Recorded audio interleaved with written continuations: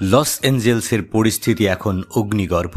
রণক্ষেত্রের মতো অবস্থা তৈরি হয়েছে মার্কিন শহরটির চারপাশে। অবৈধ অভিবাসীদের বিরুদ্ধে চলমান অভিযানের জেরেই এই অস্থিরতা সৃষ্টি হয়েছে। পরিস্থিতি মোকাবেলায় মার্কিন প্রেসিডেন্ট ডোনাল্ড ট্রাম্প শহরে 2000 ন্যাশনাল গার্ডসম্যান মোতায়েন করেছেন। বিবিসির প্রতিবেদনে বলা হয়েছে, এই পদক্ষেপ ক্যালিফোর্নিয়া জুড়ে ব্যাপক উত্তেজনা সৃষ্টি করেছে। রাজ্যের গভর্নর ও ফেডারেল সরকারের মধ্যে তৈরি হয়েছে চরম অচলাবস্থা। লস অ্যাঞ্জেলসের প্যারামাউন্ট এলাকার বাতাস টিয়ার গ্যাস আর ধোঁয়ায় ভারী। দ্বিতীয় দিনের মতো চলছে অস্থিরতা। প্যারামাউন্ট জেলার একটি ল্যাটিনো অধ্যুষিত এলাকায় অভিবাসন ও শুল্ক প্রয়োগ সংস্থা বা আইসিইর ফেডারেল এজেন্টদের সাথে বাসিন্দাদের তীব্র সংঘর্ষ হচ্ছে। ভিড় ছত্রভঙ্গ করতে টিয়ার গ্যাস ও লাঠি ব্যবহার করা হয়েছে।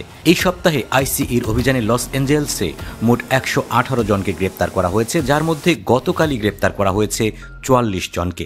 স্থানীয়রা এবং বিক্ষোভকারীরা বলছেন, অভিবাসীরা আটকা পড়ে আছেন এবং বের হতে ভয় পাচ্ছেন।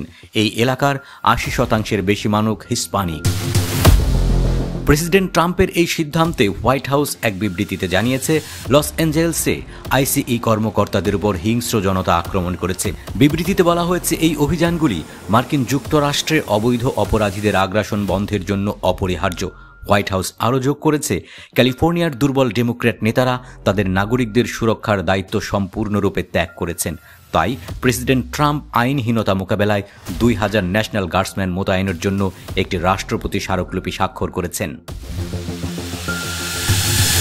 বর্ডার যা টম হোম্যান ফক্স নিউজকে বলেছেন, আমরা লস অ্যাঞ্জেলসকে আরও নিরাপদ করছি। তিনি আরও বলেছেন, আরও বেশি সংখ্যক সংস্থান আনা হচ্ছে এবং ন্যাশনাল গার্ড আজ রাতে আনা হবে। আমরা আমাদের কাজ চালিয়ে যাব। তিনি সহিংসতা বা ব্যক্তিগত সম্পত্তির ক্ষতির ক্ষেত্রে জিরো টলারেন্স নীতির বিষয়ে সতর্ক করেছেন। এফবিআইয়ের ডেপুটি ডিরেক্টর ড্যান বঙ্গিনো এক্সে এক পোস্টে বিক্ষোভকারীদের সতর্ক করে বলেছেন, আপনারা বিশৃঙ্খলা আনলে আমরা হাত করা আনব। আইন ও শৃঙ্খলা বজায় থাকবে। মার্কিন প্রতিরক্ষা মন্ত্রী পিট হেগসেতো এক্সে লিখেছেন, তার দপ্তর লস অ্যাঞ্জেলসে ফেডারেল আইন প্রয়োগকারী সংস্থাকে সহায়তা করার জন্য অবিলম্বে ন্যাশনাল গার্ডকে পাঠিয়েছে। তিনি আরও সতর্ক করেছেন, যদি সহিংসতা চলতে থাকে তবে ক্যাম্প পেলডন্টনের সক্রিয় ডিউটির মেরিনদেরও একত্রিত করা হবে। তারা উচ্চ সতর্কতায় রয়েছে। ক্যালিফোর্নিয়ার গভর্নর গ্যাভিন নিউজুম এই অভিযানকে নিষ্ঠুর বলে নিন্দা করেছেন। তিনি ট্রাম্পের সাথে প্রায় 40 মিনিট কথা বলেছেন বলে তার মুখপাত্র সিবিএস নিউজকে জানিয়েছেন। তবে তাদের কথোপকথনের বিস্তারিত তাৎক্ষণিকভাবে জানা যায়নি।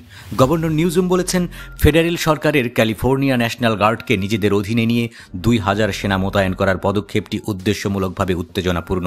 এটি শুধু উত্তেজনায় বাড়াবে। তিনি আরও যোগ করেন, লস অ্যাঞ্জেলসের কর্তৃপক্ষ মুহূর্তের মধ্যে আইন প্রয়োগকারী সহায়তা পেতে সক্ষম।